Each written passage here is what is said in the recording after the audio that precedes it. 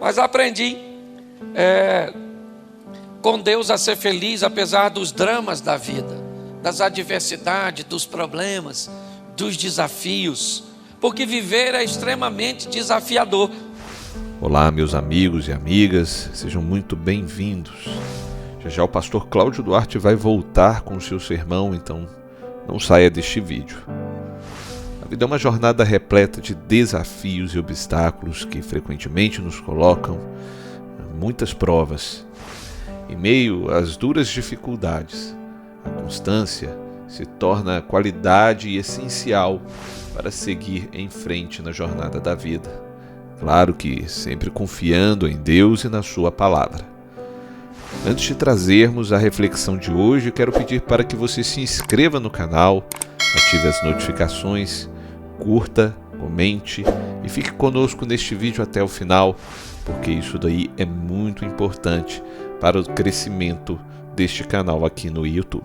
Hoje nós vamos aprender e refletir através de versículos bíblicos a perseverar na fé e encontrar nos momentos difíceis a força que nós precisamos para vencer, é confiar que Deus está ao nosso lado em todos os momentos e circunstâncias. O primeiro princípio importante é que sempre devemos ser perseverantes. Em Romanos, encontramos a seguinte passagem: também nos gloriamos nas tribulações, porque sabemos que a tribulação produz perseverança, a perseverança, um caráter aprovado, e o caráter aprovado produz esperança. Quando perseveramos, fortalecemos a nossa espiritualidade e aprendemos a confiar em Deus e a depender dele somente. Se você está enfrentando um período desafiador, lembre-se que Deus está ao seu lado, concedendo força necessária para persistir e perseverar. O livro de Tiago nos ensina que bem-aventurado é o homem que persevera na provação, porque depois de aprovado receberá a coroa da vida que o Senhor prometeu aos que o amam.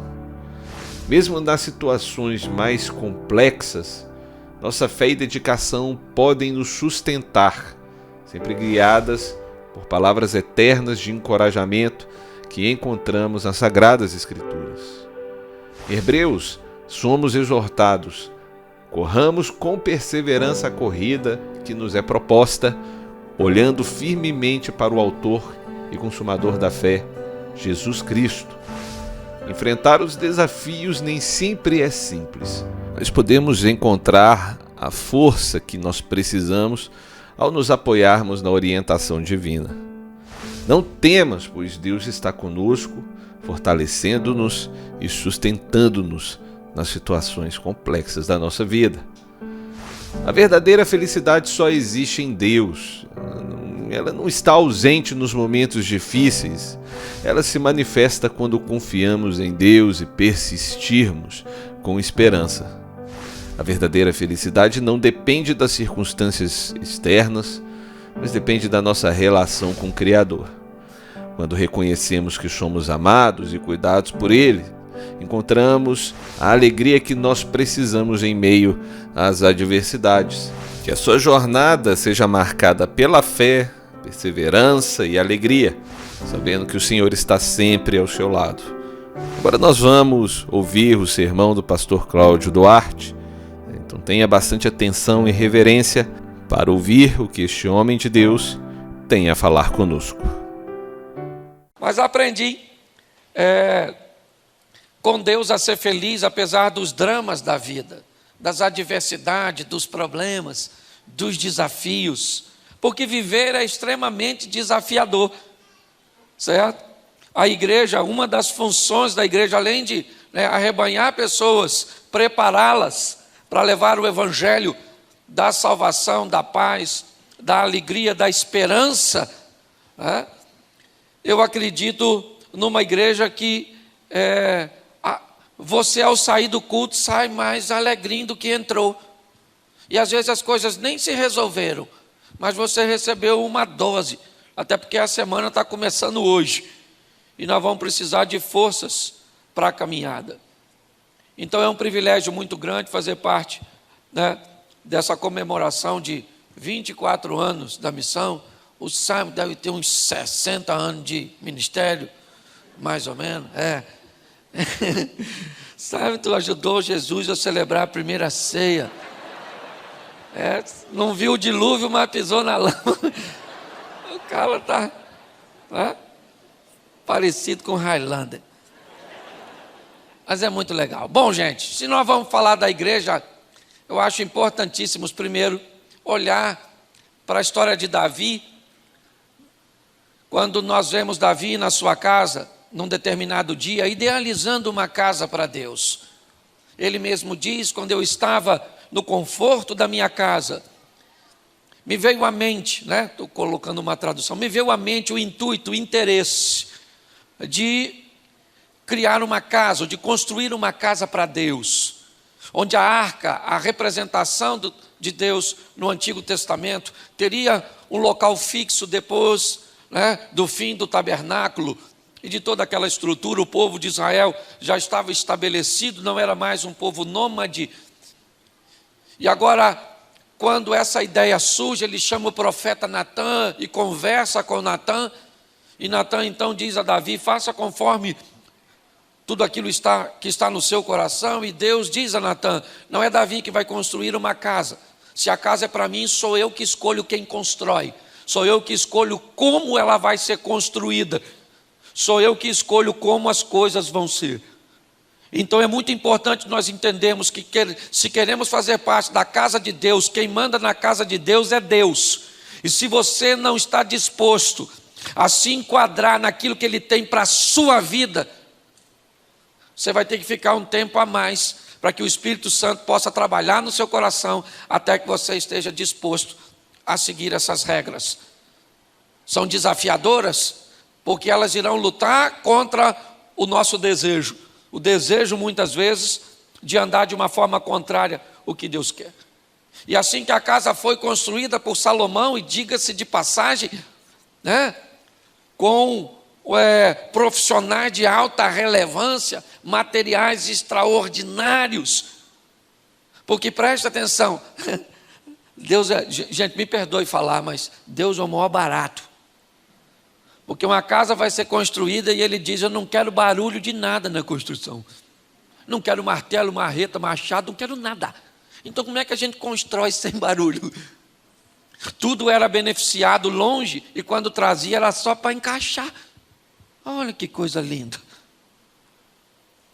Para que isso fosse feito, profissionais altamente preparados precisavam estar inclusos, olha bem, nessa estrutura de construção. Ela foi construída, foi celebrada, é verdade, mas ao longo do tempo, você deve conhecer um pouco a história, inúmeras tentativas foram feitas para destruí-la. Quer babilônicos, assírios, tantas situações se envolveram ao longo da história para que a casa de Deus se fechasse, que a cultura helenista, que a força da administração romana, e quer tantas coisas que nós já vimos lutarem contra a igreja. E quando nós olhamos para tudo isso, todas elas caíram e a igreja ficou de pé, porque o dono da igreja é o Todo-Poderoso, o Senhor dos Exércitos. Então é preciso que você entenda que você faz parte de uma instituição inquebrável. Entendeu? Mas estão se levantando contra a igreja, levanta a lei. Igreja é igual clara de ovo. Quanto mais bate, mais cresce. Então é importante nós entendermos. Não tenha medo dos opositores. Nossa, pastor, a igreja está enfrentando perseguição. Se a igreja brasileira é perseguida, nós ainda estamos nadando de braçada. Então eu quero falar uma coisa para você. É o 24º ano da missão. E nós vamos levar desse culto hoje uma bênção também para nós, porque para a missão vai ser o melhor ano dessa igreja, certo? E para a nossa casa, nossa família também será o melhor. Posso ouvir um amém? Amém. Então é isso aí, certo? A igreja, ela permanece. Você vai passar, o sábado daqui uns dias morre, eu também morro, e a igreja continua. Entendeu? Você já viu gente que pensa que a igreja não funciona sem ele? Só falta ele vir aqui e falar, louvado seja eu. Se você morrer, a igreja continua. Esse dia eu fiquei muito chateado lá na igreja, foi aniversário da igreja, e eu perguntei, gente, se eu morrer hoje, você vem no culto no próximo domingo? O pessoal falou, vem. Eu falei, sério? Vocês vão continuar vindo da igreja mesmo depois de eu morrer? E eles falaram, vão, fui para casa triste. Porque a igreja é maior do que você. Então, enquanto você estiver aqui, contribua, trabalhe, se dedique, certo? Porque para onde nós estamos indo, não tem trabalho, não tem sogra, não tem nada. Olha que beleza. Só tem maravilha. Aí tem gente que não gosta quando a gente fala de prosperidade, de crescimento. Eu queria dizer para você, como é que é a rua do céu? De barro. As casas, umas taperinhas. Umas palafitas. A rua é e tem mansão celeste. Então, querido, o que a igreja nos ensina é trazer a cultura dos céus para a terra. A Bíblia tem duas preocupações sérias. A primeira, eternidade. Quando passar isso aqui, você vai para onde? Não sei. Então procura saber, porque depois que for, lascou. Entendeu? Ah, pastor, não acredito no inferno. Para entrar lá não precisa de fé. Chega lá e fala, ih, Satanás, caraca, maluco. Tu existe, ele vai falar, muito prazer. Xará do Lúcifer que tu assistia. Senta nessa cadeira pegando fogo que já vou te atender. Certo? Porque eu aprendi uma coisa, a salvação é para todos, mas não é para todo mundo. Porque tem uma turma que não está a fim de ir. Aliás, tem umas pessoas tão desafiadoras que se o Satanás me pedir referência, eu recomendo não levar. Você está rindo? Tem umas pessoas que se o diabo falar, vou levar para o inferno, se perguntar tu, você fala, tem outro lugar para mandar? Se tiver, manda para o céu, porque Deus é mais poderoso que tu. Aqui vai dar divisão, certo? Então, os desafios. Nós precisamos entender que há um propósito na casa de Deus. Fazer com que nós valorizemos, em primeiro lugar, a vida eterna. No princípio criou Deus os céus e a terra. Buscai primeiro o reino de Deus e a sua. É assim que funciona. O céu vem primeiro. Então não tem nada mais importante que a sua salvação. E ela sabe onde ela está? Em Cristo Jesus. Sua salvação está em Cristo Jesus. Amém? Isso aí. Ok? É isso que nós precisamos saber. Mas a Bíblia tem uma preocupação muito grande com a nossa vida aqui na terra. Até porque mais da metade dos mandamentos só fala de relacionamento interpessoal. Honra teu pai e tua mãe. Certo? Não dirá falso testemunho, não matarás, não cobiçarás nada dos outros. Certo? Não adulterarás. Ou seja, nós vemos na Bíblia uma grande preocupação da nossa vida aqui na terra. Ou seja, nós temos que aprender na casa de Deus como nós vamos nos relacionar com as coisas deste mundo. Por quê? Porque inevitavelmente também é uma forma de evangelizarmos, conduzindo a nossa vida de uma forma excelente aqui na terra. Quando nós oramos o Pai Nosso, venha o teu reino. É trazer os céus para a terra, ou a cultura dos céus para a terra, para que possamos viver aqui de uma forma extraordinária, prósperos, porque ser rico é ter muito de uma coisa só, ser próspero é ter o suficiente ou mais do que suficiente daquilo, de tudo aquilo, né, que é necessário para que sejamos felizes.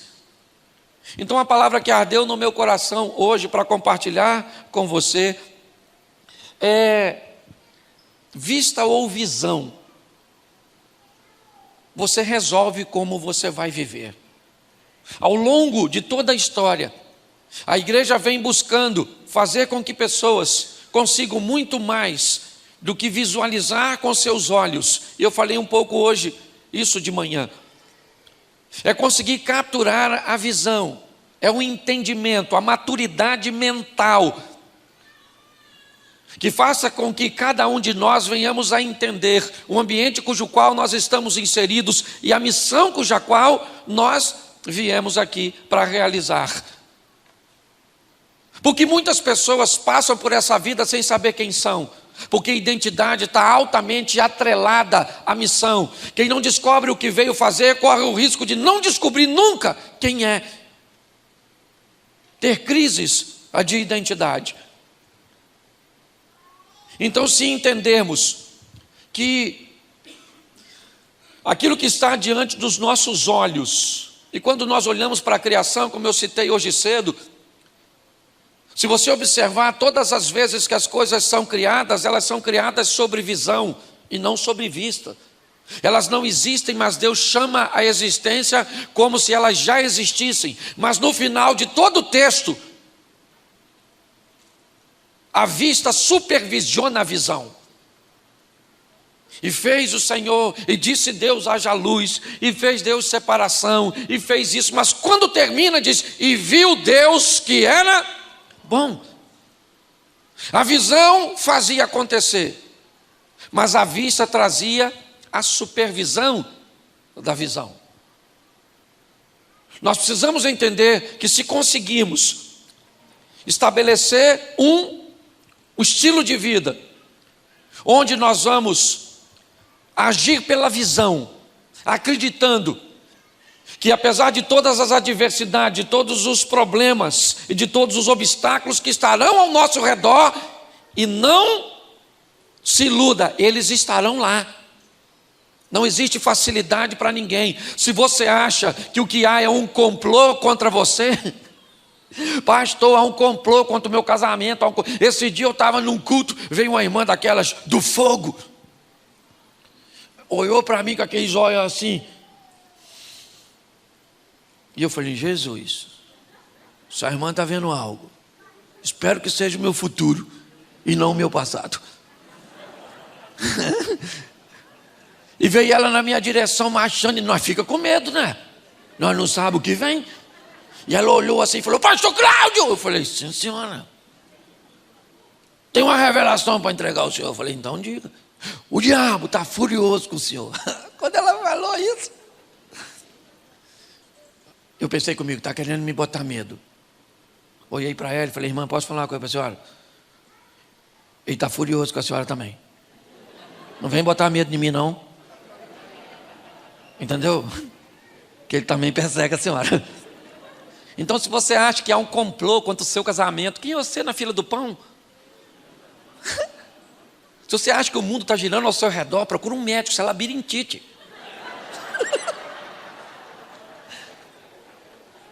Você consegue entender?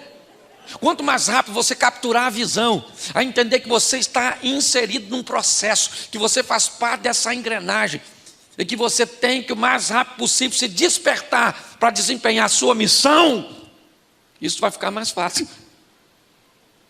Então amplie. A Bíblia diz, abra aí, como diria um bom assembleano, para não ficar só nas minhas palavras.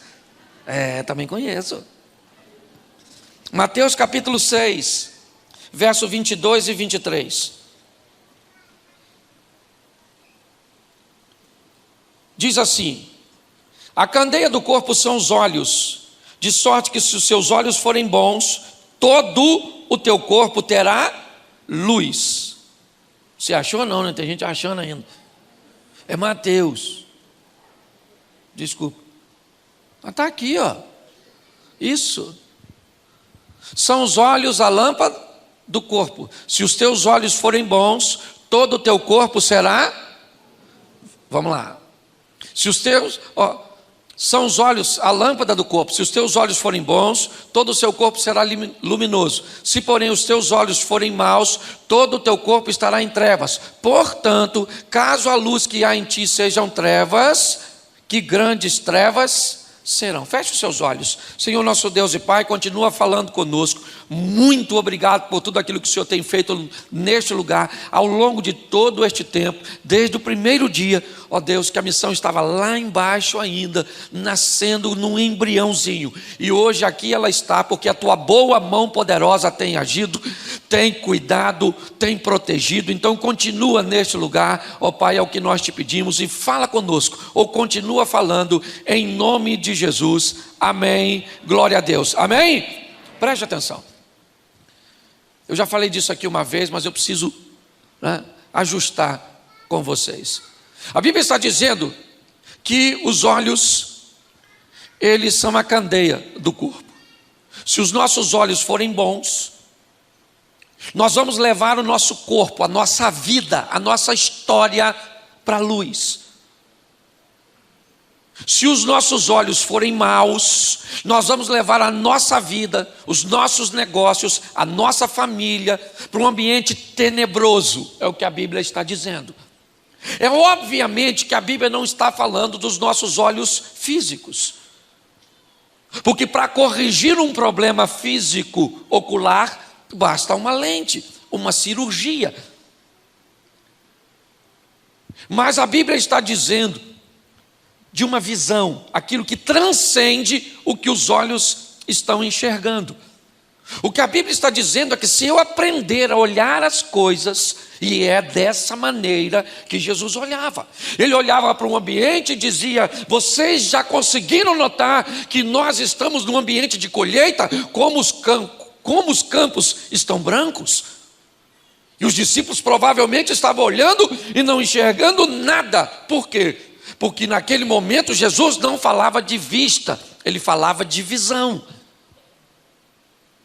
Se nós aprendemos a enxergar as coisas por visão, com olhos espirituais e emocionais, que subjuguem a visão física e natural, nós vamos conseguir levar a nossa vida para um outro patamar. Porque primeiro, nossa ótica não irá gerar tragédia. Por mais desafiador que as coisas estejam, nós não andamos por vista, nós andamos por fé, é visão. Se nós olharmos por vista, a situação do nosso país piora ou melhora? Piora ou melhora? Piora, mas nós não, é o que o Simon falou. Nós trazemos às autoridades, nós oramos, nós levantamos na madrugada e ministramos. O Brasil pertence ao Senhor, independente de quem esteja lá, porque Deus continua onde sempre esteve, no controle de todas as coisas. A gente olha para os casamentos se dissolvendo, essa geração cada vez mais desafiadora, mas nós profetizamos, esses meninos são do Senhor, essa geração não vai se perder. Mas me parece que a Bíblia está sinalizando quando vai curar a filha de Jairo de 12 anos, está lá Jesus indo para a casa de Jairo para curar uma menina de 12 anos, e no meio do caminho aparece uma mulher, que tem 12 anos que está doente, uma dona, meio anêmica provavelmente, reúne suas forças para tocar em Jesus, e Jesus que está indo curar uma menina, primeiro cura uma mulher. Me parece que a Bíblia está dizendo, antes de curar essa geração mais nova, eu preciso curar essa mais velha, abrir o entendimento desse povo, para que eles possam andar por visão e não por vista. O texto está dizendo que se os meus olhos forem bons, eu levo a minha vida para a luz. Se os meus olhos forem maus, eu levo a minha vida, tudo aquilo que me envolve, o ambiente, para as trevas. Mas ele ainda faz uma outra consideração, que é o pior, porque ele diz assim: nós precisamos ter o cuidado, porque tem gente que está em trevas e acha que está na luz. Se a luz que está em ti são trevas, quão grandes trevas serão? A Bíblia está dizendo, se você não sabe que está nas trevas e pensa que está na luz, ninguém leva você para a luz, porque você já acha que já está lá. Por isso é que eu falo sempre, no esclarecimento profundo, se você sabe que não sabe, você já sabe alguma coisa. Tu sabe que não sabe. Olha que revelação. O problema é que tem gente que não sabe que não sabe, aí corre o risco de pensar que sabe. Esse dia eu vivi isso, montando um ventilador lá em casa. Junto com o ventilador vinha um papelzinho. bonitinho, pequenininho, que explicava como monta. Mas eu falei, montar ventilador? Eu monto. Menino, quebrei. E para falar para minha mulher, que tinha, não sei se pedido ou mandado, eu ler primeiro para depois montar. Mas não li. Pensei que sabia, não sabia. Quebrei o ventilador. E pior, comprar outro era fácil. Difícil era conviver com te avisei que você não sabia. Você está rindo? É ou não é? Porque é assim que funciona. Então tem gente que você não consegue nem levar ele para a luz, porque ele já acha que está lá. Não consegue enxergar que está em trevas. Então deixa eu mostrar a vocês algumas coisas que eu acho e considero muito importante. Primeiro vamos olhar assim de uma forma mais ampla para os nossos ancestrais. Vamos aqui voltar para a escola um pouquinho, rapidinho. E vamos lembrar, além dos nossos ancestrais. Todas as vezes que o sol se punha, as atividades humanas, elas tinham que se restringir, porque as trevas impediam o homem de ter tarefas. A vida do homem girava apenas de forma diurna. O sol se recolheu, ele era obrigado a entrar numa caverna, a buscar um abrigo, para que pudesse fugir dos predadores que à noite tinham uma capacidade e uma adaptabilidade de visão muito maior. Amanhecia, o homem entrava em atividade. Anoitecia, ele, primeiro no sistema de coletor, depois criando ou cultivando alguma coisa, mas era mais ou menos assim. Depois de um tempo, ele descobriu o fogo. E o fogo, além de aquecer e proteger, deu ao homem a possibilidade de lidar com a luz, mesmo durante a noite. E mesmo de forma extremamente limitante, ao redor de uma fogueira, ele podia exercer algum tipo de atividade, porque a luz daquela fogueira, apesar de estática, imóvel ali, fornecia luminosidade num raio, de acordo com a altura das chamas.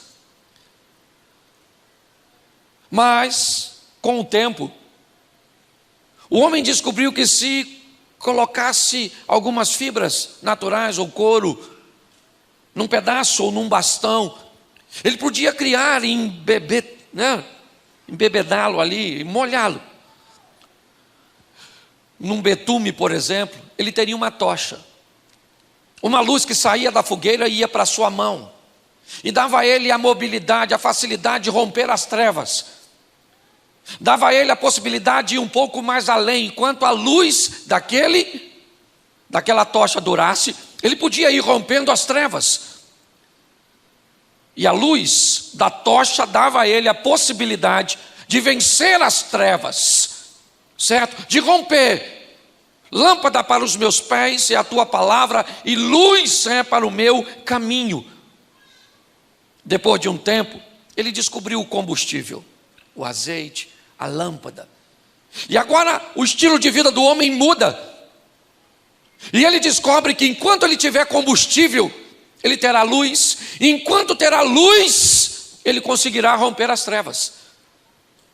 Pastor, o que você está querendo dizer? É que nós temos aqui 3 níveis de vida que o ser humano resolve viver. Ou melhor, 4. Alguns resolvem viver numa escuridão total, abrindo mão de tudo, vivendo uma vida extremamente limitante, não enxergando basicamente nada.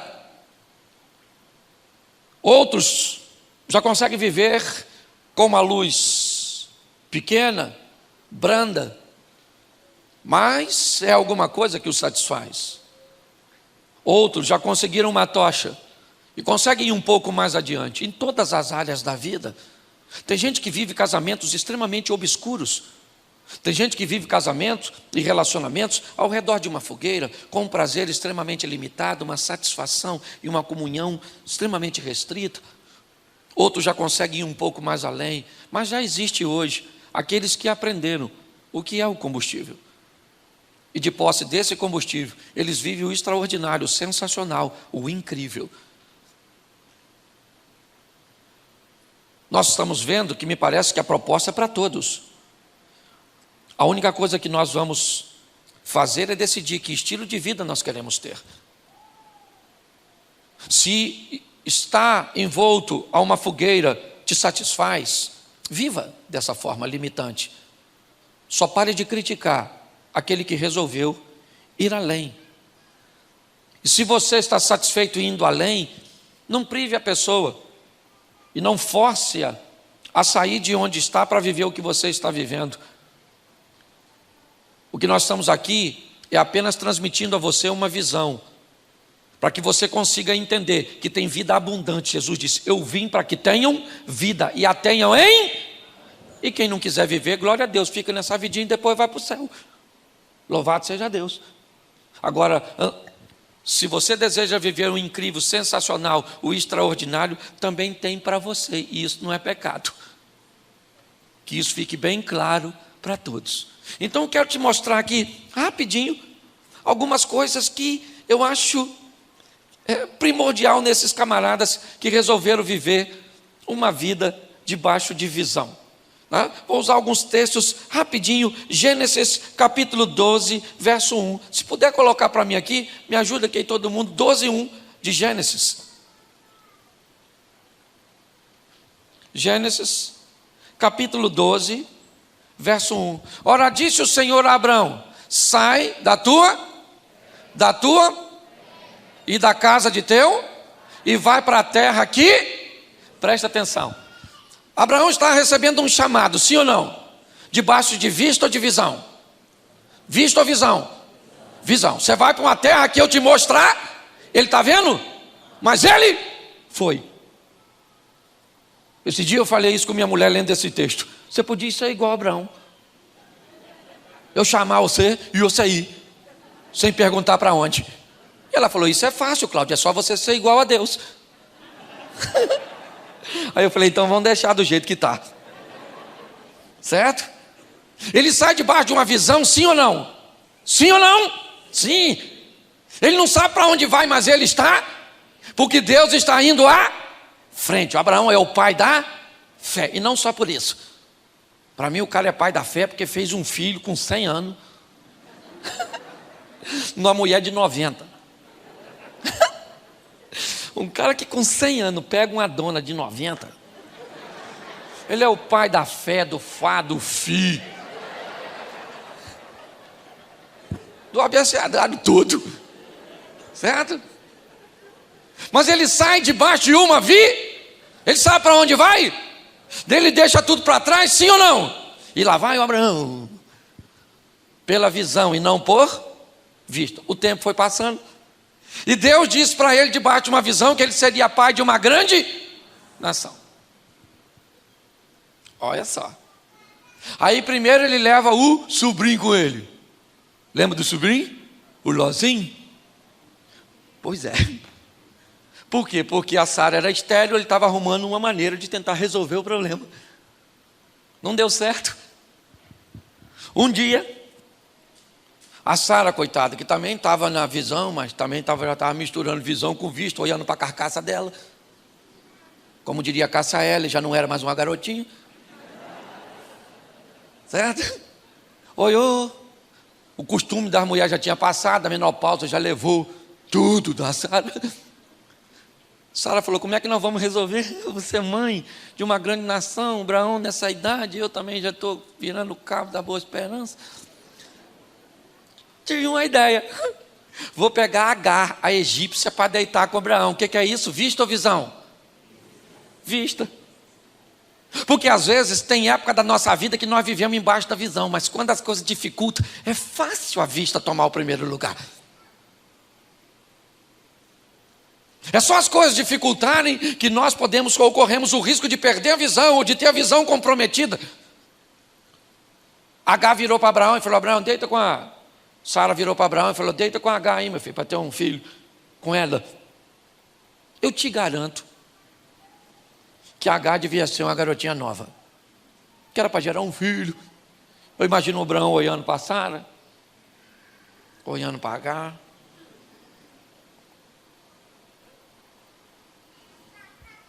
Não, Sara, não quero. Não, Sara, não insista, Sara. Agar não desperta nenhum interesse. Hã? Nós temos que aprender uma coisa. Por mais desafiador que seja o ambiente que esteja ao redor, por pior que seja a adversidade que esteja ao nosso redor, aquele que há de vir virá e não falhará. O nosso Deus está no controle de todas as coisas. Não perca a visão por causa da sua vista. O Abraão deitou com a Agar, sim ou não? Sim ou não? E olha o problema que gerou até hoje lá no Oriente Médio. Os irmãos todos brigando. Cuidado com seus erros, porque tem gente que passa mais parte da vida consertando erros do passado do que impulsionando ações para o futuro. Eu conheço gente que trabalha, mas trabalha e não vai para frente. Por quê? Porque quando você vai olhar a vida dele de perto, ele só está trabalhando para corrigir as besteiras que fez, enquanto outros estão trabalhando para construir o futuro. Nós temos que melhorar a nossa visão. Nós vemos aqui o pai da fé saindo realmente debaixo de uma visão, mas no meio do caminho, certo? A vista comprometeu a visão. Cuidado com isso, certo? Deixa eu te mostrar outro texto aqui, certo? Hebreus 11, 27. Hebreus 11, 27. Pela fé ele abandonou o Egito, não ficando amedrontado com a cólera do rei, antes permaneceu firme como quem vê aquele que é, quem vê aquele que é. Esse texto fala de Moisés, e aqui ele está debaixo de vista ou de visão? Vista ou visão? Visão. Ele obedece a Deus, certo? Como alguém que consegue ver o invisível. A caminhada desse homem vai ser determinada debaixo de uma visão. Eu sei para onde eu estou indo, eu sei o que eu estou fazendo, eu sei que eu estou na direção certa.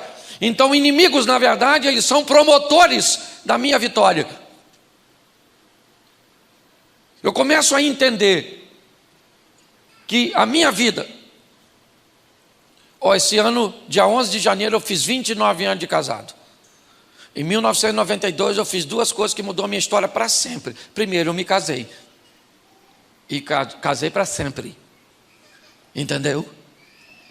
Porque casamento é vitalício. Você sabe o que é vitalício? É até a morte. Eu quero ir com minha mulher até o último dia de vida, de preferência dela. Eu quero ir. Casamento é um negócio que você vai na alça ou no caixão. Eu prefiro ir na alça, lógico. Fazer minha mulher sofrer, gente, que vai ser dela sem mim. Certo? Mas em 1992 eu também fiz outra coisa sensacional. Eu me converti. Eu coloquei Jesus no centro da minha vida. E aí comecei a pregar. Isso que eu quero que você entenda. Meu pai era diácono da Assembleia de Deus. Isso há quase 40 anos atrás. Sabe? Eu ia nos cultos com ele de vez em quando. Eu não tinha me converti em 92, mas eu manguaçava, porque minha família toda bebia. Era parente do Eucana. Nós bebia. E quando eu bebia, eu chorava nos cultos, sabe? Chorava. E eu via aqueles preletores do fogo, que era na Assembleia de Deus, naquela época. Lembra? Umas irmãs com as antenas assim, ó, cheia do poder. Uns irmãos, os caras pregavam assim. Parece aqueles carros que você bota a segunda e vai daqui até no Rio de Janeiro. E aquilo era maneiro, não estou criticando não, é o maior barato. Certo? Eu vi muito aquele ambiente.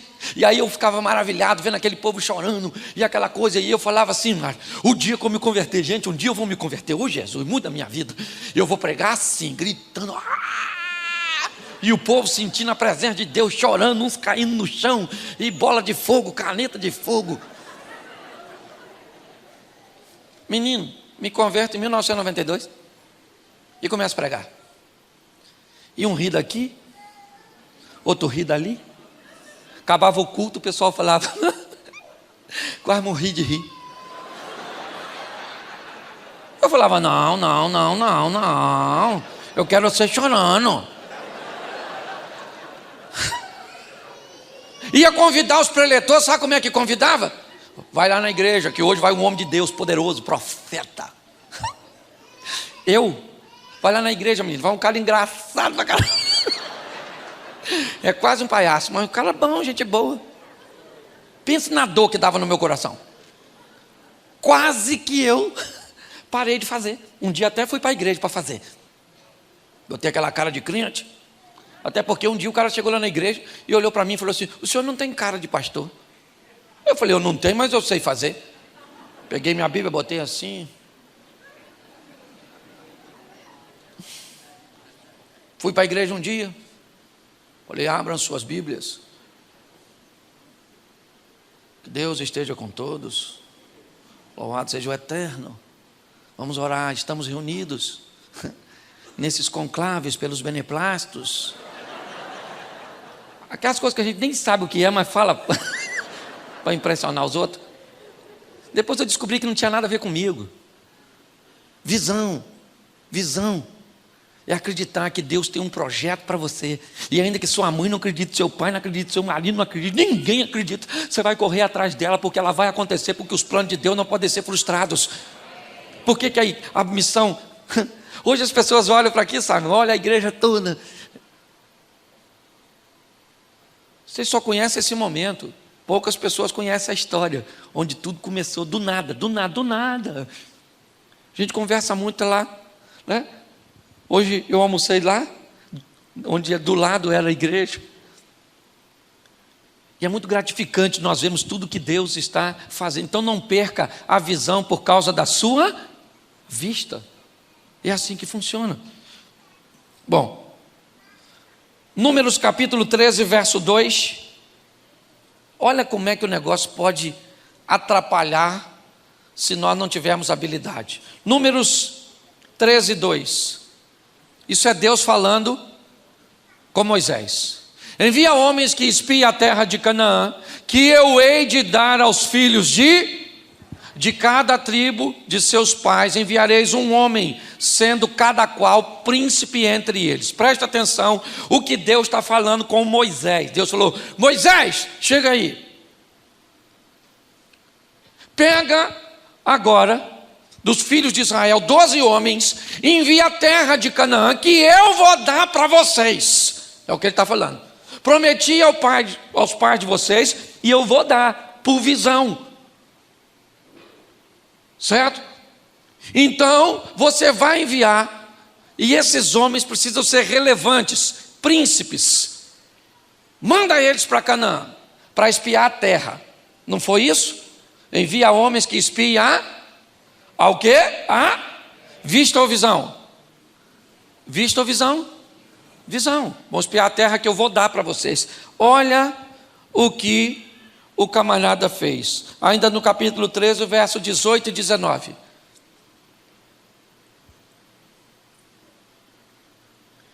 Lê para mim.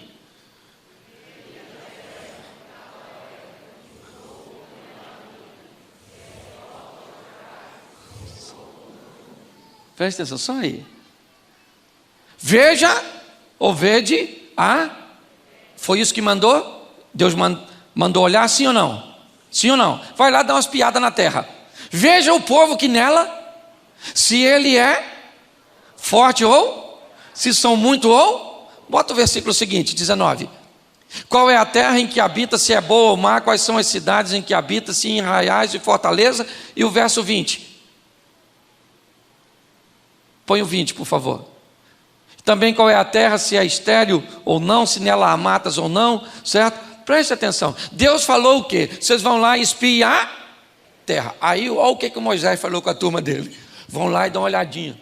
o povo que está lá, se é forte, se é fraco, se é muito, se é pouco. Deus mandou olhar para o povo. Se ele tinha arma, se não era, se tinha grande, se era pequeno, se tinha muito, se tinha pouco. Deus não quer saber. Deus falou assim: eu dei a vocês, vão lá para dar uma olhada e vislumbrar o que eu vou dar a vocês. O que é isso? É visão. Mas o Moisés falou: dá uma olhada para ver se o pessoal lá é forte, se tem muita gente, se não tem. Sob essa instrução, inevitavelmente, mensageiros vão voltar com a visão comprometida. Moisés está dizendo para o povo: vai lá, para os homens, vão lá e dê uma olhada, observe o nível de dificuldade que existe para tomar. Que dificuldade? Dificuldade pode ser para Moisés, mas não para Deus. Ele é o Todo-Poderoso. Se nós não prestarmos atenção, mesmo debaixo de uma palavra poderosa que temos, se não conseguimos olhar a visão, a vista pode comprometer tudo. Inevitavelmente 10 homens voltam com a visão comprometida pela vista. Me parece somente Josué e Caleb conservam a visão. Os homens não estão dizendo mentira. Os frutos estão lá para provar que a terra é boa. Mas junto com os frutos que vieram da terra boa, vem a memória ruim na mente daqueles cuja qual a visão se comprometeu por causa da vista, porque eles olharam para o lugar errado. Nós precisamos ter o cuidado disso, ou com isso, igreja, posicionar os nossos olhos no lugar correto. Não deixar que a vista comprometa a visão. 11 homens disseram: ó, o fruto é grande, mas os camaradas são muito grandes também. Perto deles nós somos insignificantes. A terra é boa, mas nós não vamos conseguir tomar posse dela. Josué e Caleb diz: então não é assim que funciona. O que é isso? Não, Deus nos prometeu, Ele vai nos dar. Mas nós estamos vendo a maioria comprometendo a visão por causa da vista. Esse é um grande alerta que precisamos observar, entender. Se deixarmos a nossa visão se contaminar, inevitavelmente, nós vamos comprometer toda a missão, tudo aquilo que viemos fazer. Mantenha a visão. Deus te prometeu, sim ou não? Em Cristo somos mais do que vencer? Somos ou não somos? Somos ou não somos? Então a nossa casa vai vencer? Amém? Isso aí, nós vamos vencer, nós vamos ser vencedor. E é assim que funciona. Não permita. Você quer ver? Eu já estou terminando, já. 1 Samuel 17, 24. Eu gosto de botar assim, porque aí todo mundo lê, porque hoje, às vezes, cada tradução fica com uma, alguns abrem, outros não, e aí, às vezes você não tem tempo de ler em casa, lê aqui. 1 Samuel, capítulo de número 17, verso 24. Todos os israelitas, vendo aquele homem, fugiu de diante dele e o temiam grande. Presta atenção, todo mundo está olhando para quem? Para o gigante, o Golias. Todo mundo está olhando, o cara é grande, é matador, ele está armado. Ele nem precisava ser muito alto, gente. O cara está vestido com a indumentária que está fora da época. A vestimenta de guerra do Golias estava fora da curva. Quando aquele cara aparece com aquele troço tudo diante de Israel, o cara é o cara, irmão. Todo mundo olhou e falou: nossa, grande, hein? Benza a Deus. Grande. Já perdeu batalha? Não, só ganhou, né? Cara, mata todo mundo, quase matou a mãe dele quando nasceu. E esse camarada é extraordinário. O Golias, todos olhavam para o Golias e tinham? O que é isso? Vista ou visão? Vista. O cara está lá, olhou para ele. Um dia chega um rapazinho meio lourinho, meio ruivinho, puxando um jumentinho.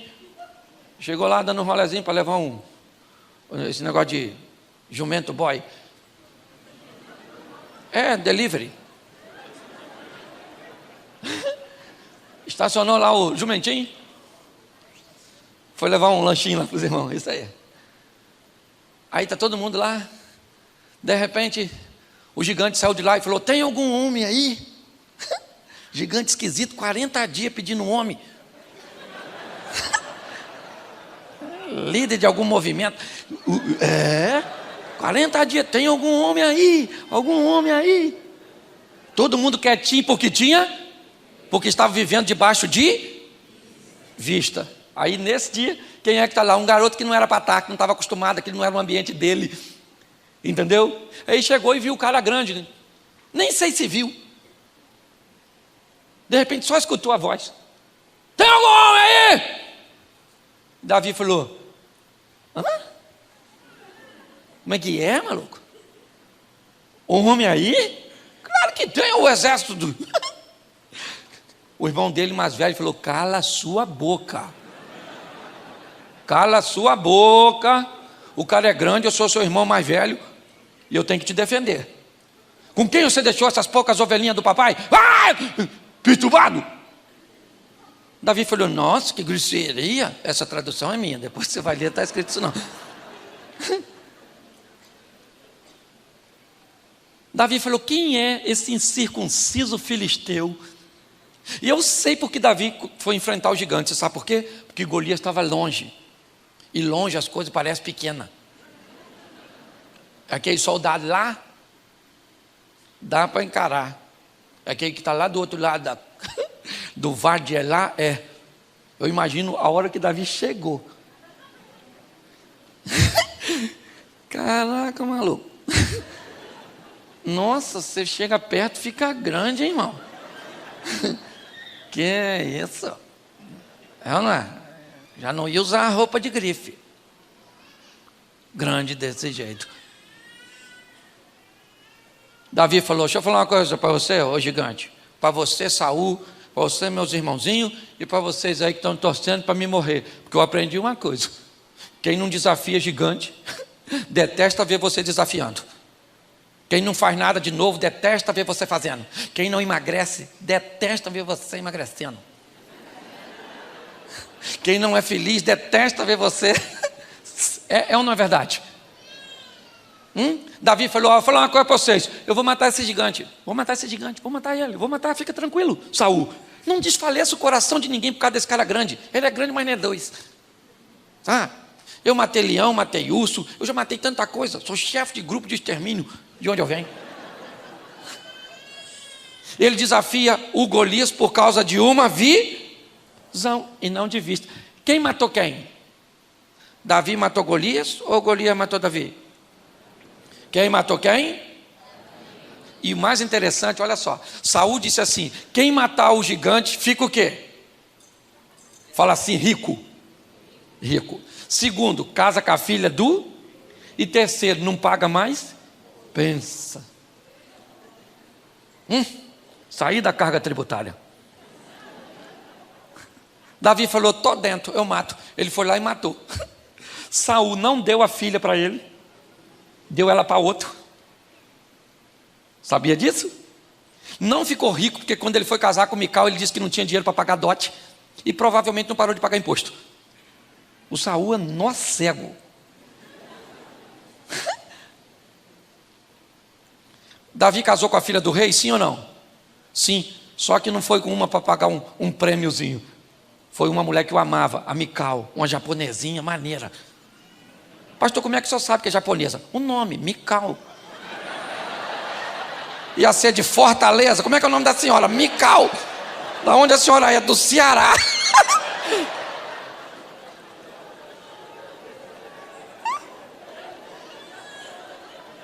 É ou não é? Ele casou com a filha do rei, sim ou não? Ele parou de pagar imposto, sim ou não?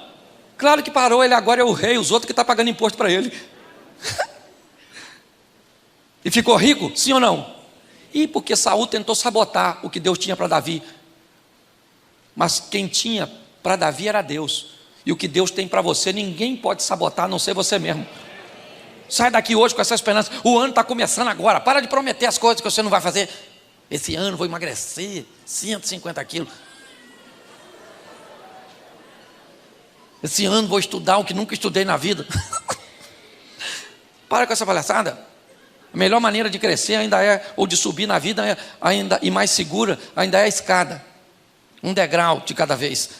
Vai viver um incrível, sensacional, ampliando a sua visão e não a sua vista. Entende? É só você mudar. Esse dia um cara falou para mim: pastor, meu casamento acabou. Eu falei: não acabou. Ele falou: acabou, pastor. Eu falei: não acabou. Ele falou: acabou, pastor. Eu falei: não acabou. Eu falei: acabou. Ele falou: não acabou. Não acabou não, pastor. O senhor não pode falar isso. Eu estou falando que acabou porque eu estou nervoso. Eu falei assim: mas eu só queria tirar você da vista e botar na visão. Não acabou, meu filho. Vem cá que eu vou orar. Também não falou mais que acabou. Melhora a sua visão. E você vai ver que as coisas vão começar a acontecer na sua vida. E para nós terminarmos, eu gosto demais desse texto. Segundo o livro dos Reis, capítulo 6, verso 19. Não, verso 15. Segundo Reis 6,15. Tendo se levantado muito cedo o moço do homem de Deus e saído, eis que tropas, cavalos e carros haviam cercado a cidade. Então o seu moço lhe disse: ai, meu senhor, o que faremos? Preste atenção, a casa de Eliseu está cercada em Dotã do exército dos arameus. A casa dele está cercada. Um garoto que trabalha com ele levanta, e quando ele abre a porta, ele se depara com um cerco dos arameus, dos sírios, cercando a casa de Eliseu. A mente desse garoto inevitavelmente é capturada por aquela situação. A vista dele é impactada pelo inimigo que está ao redor, o perigo de morrer, de ser preso, de ser levado. E agora nesse ambiente ele não tem outra coisa a dizer a não ser: ah, meu Senhor, o que faremos? Ele não está falando com Deus. A palavra Senhor no texto está escrita em letra minúscula. Ele está falando com Eliseu. Ele diz: Senhor, agora nós não temos rota de fuga, nós não temos como fugir, já era, acabou, acabou. Quando nós olhamos para esse texto, nós vemos o que a vista pode fazer em determinados ambientes e momentos da nossa história. Hoje você está desempregado, hoje você está vivendo uma crise, ou se não está vivendo hoje, certamente amanhã você vai viver. Talvez alguns aqui nesse momento, a palavra seja um ambiente de terapia para você, de tratamento, mas talvez seja uma prevenção para que você hoje se abasteça de algo que você vai utilizar amanhã para lidar com o seu momento de adversidade. Esse garoto, o que ele está vendo é um ambiente sem rota de fuga, sem saída, não tem saída. É isso que a vista está dizendo para ele. Mas muito mais do que um garoto que está amadurecendo, né, no que diz respeito à vista, ele tem uma companhia. E no verso 16, ele respondeu: não temas, porque mais são os que estão conosco do que os que estão com eles.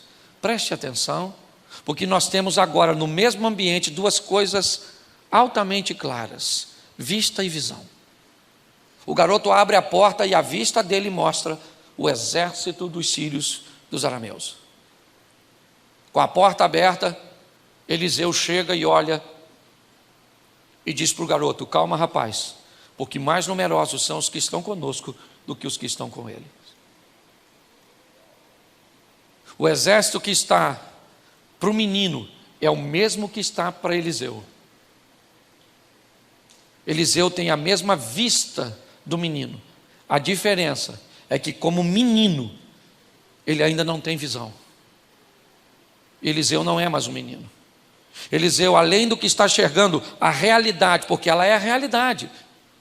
O exército está lá armado para pegar Eliseu. Não é mentira. Quando Eliseu olha, ele vê o mesmo que o garoto vê. Só que Eliseu consegue ver coisas que o garoto ainda não consegue. E Eliseu então diz para o garoto que está com ele: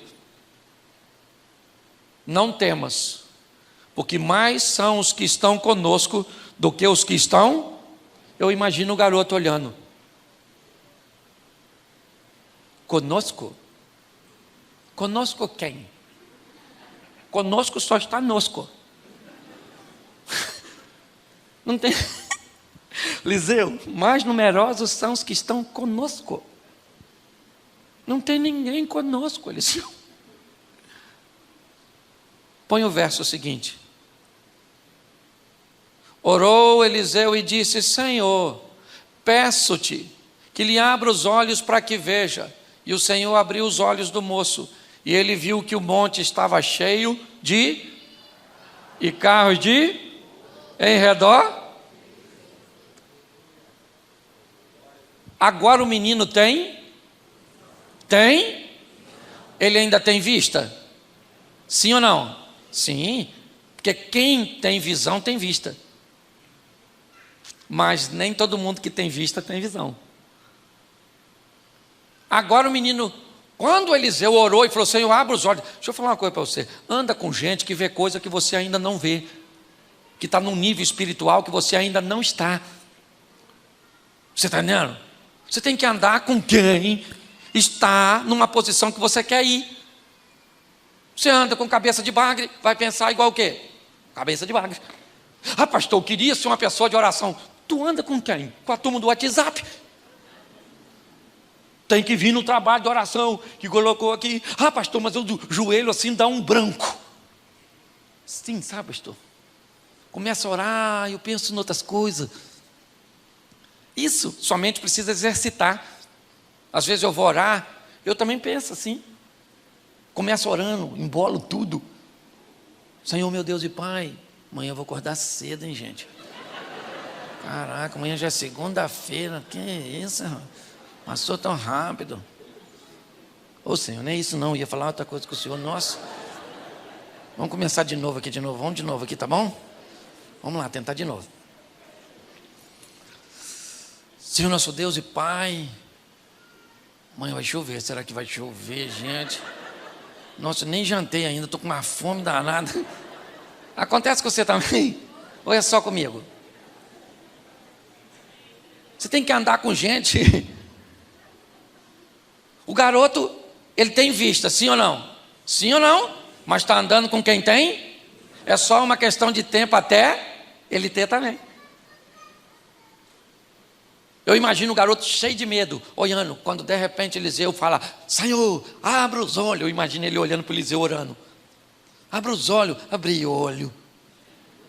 Abra os olhos desse menino para ver. Quando ele olhou para trás, o garoto, cavaleiro assim, sabe, de fogo. Eu imagino o garoto.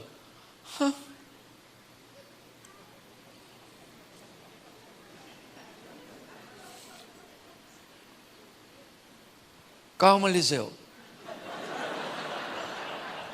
Calma, Eliseu. Tudo sob controle, Eliseu. Entendeu? Tudo tranquilão, Eliseu. Esse exército aí, ó, nem fogo tem. Funcionário de sorveteria. Acho mais barato. Pensa. Agora o garoto está olhando. Ele tem vista, sim ou não? Eu não estou falando para você ter visão sem vista. E não estou dizendo para você ter só vista sem visão. Tem que ter vista porque a vista faz você olhar para a real ali, e a visão faz você olhar para a promessa e para o poder de Deus. Não estou querendo emburrecer você. Aí o Eliseu, ó. Senhor, vamos ver que são duas orações bem opostas. Vamos lá, 18. E como desceram contra ele, orou Eliseu ao Senhor e disse: fere peste esta grande, ou esta gente e feriu a Ele acabou de orar para um enxergar, e acaba de orar para o outro ficar cego. E o mais interessante é que a cegueira que Eliseu pede para o exército não é uma cegueira física, mas é uma espiritual. Eles continuam vendo, só não estão reconhecendo Eliseu nem a cidade. Eles não sabem mais que é Eliseu que eles estão perseguindo. Ou seja, eles continuam vendo, mas não tem mais visão. Nós estamos meio atrapalhados assim. Um povo andando na contramão. Tem tanta gente andando na contramão que parece que quem está na mão errada somos nós.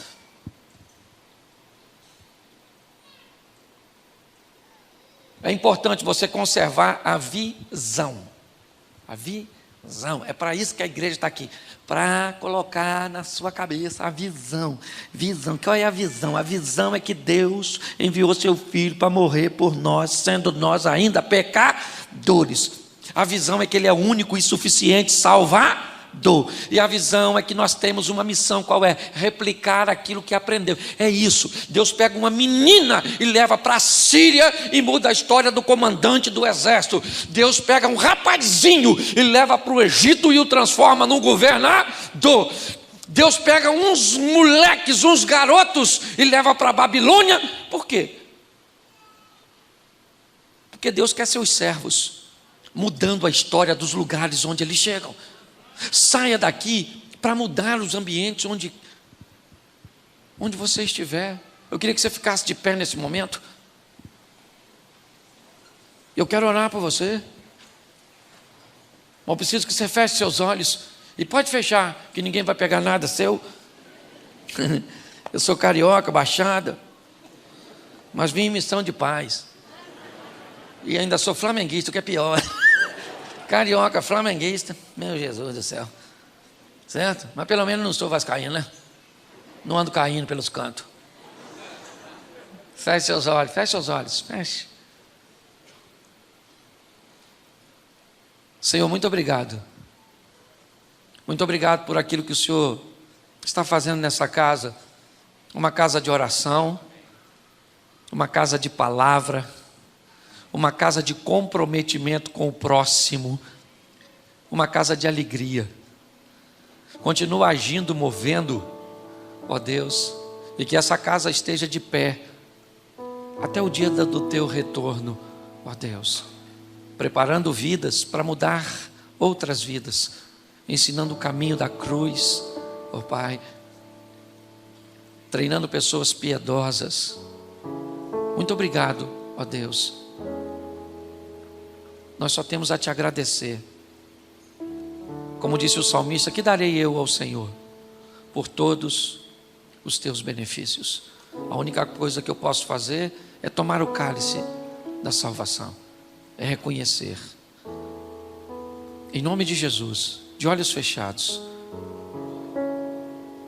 Eu não sei como você entrou aqui. O culto está acabando.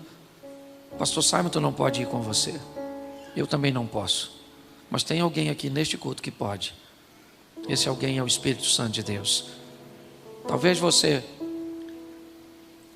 está por essa cidade de passagem, num período de férias, mas hoje procurou a igreja, uma igreja, para que você pudesse participar. E talvez você esteja afastado dos caminhos do Senhor.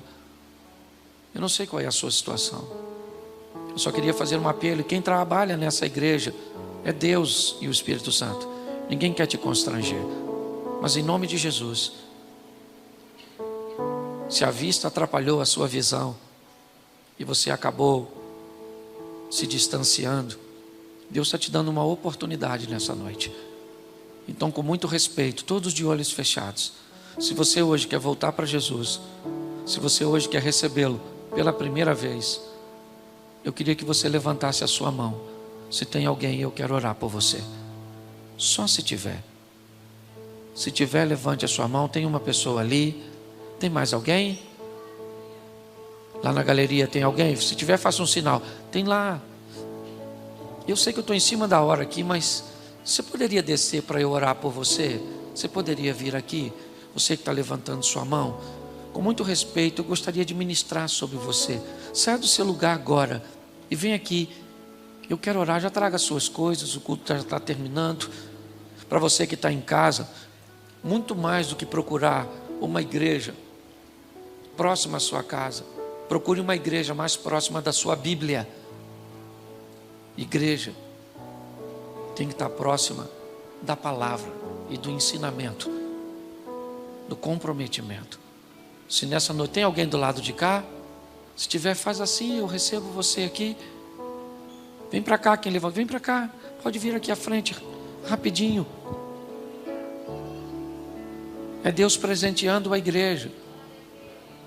A Bíblia diz que o Espírito Santo vai acrescentando à igreja aqueles que hão de salvar. Saia do seu lugar agora e vim aqui com muito respeito, mas ao mesmo tempo com muita gratidão a Deus, porque segundo a Bíblia, todos os recursos deste mundo não são suficientes para comprar sua alma. Você é preciosa, você é precioso. Isso, glória a Deus. Isso, olha quanta gente. Tem alguém descendo ainda? Não? Para nós orarmos?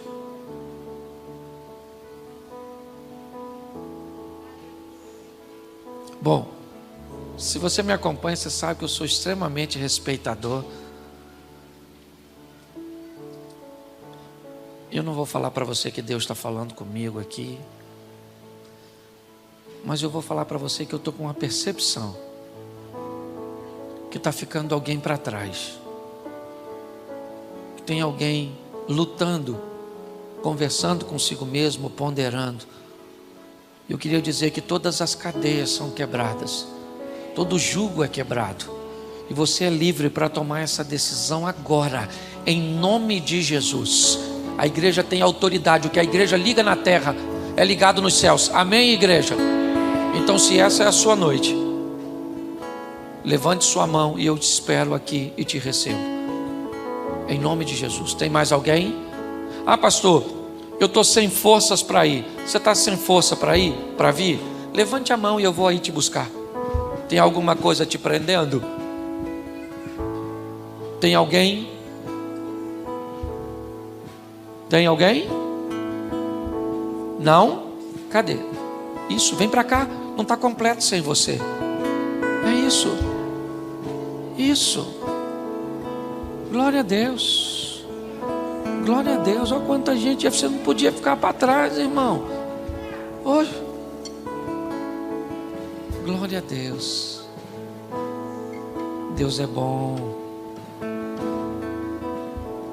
Deus é bom. E aí? O que você achou do vídeo? Diz aí nos comentários. Se você chegou até aqui e ainda não se inscreveu, inscreva-se e ative as notificações para não perder nenhum conteúdo que nós postarmos aqui no canal. Se você tem algum pedido de oração ou precisa de alguma ajuda, digite aí também nos comentários. Faremos questão de orar por você e também toda esta comunidade de apoio certamente orará por sua necessidade. Que Deus te abençoe. Até breve.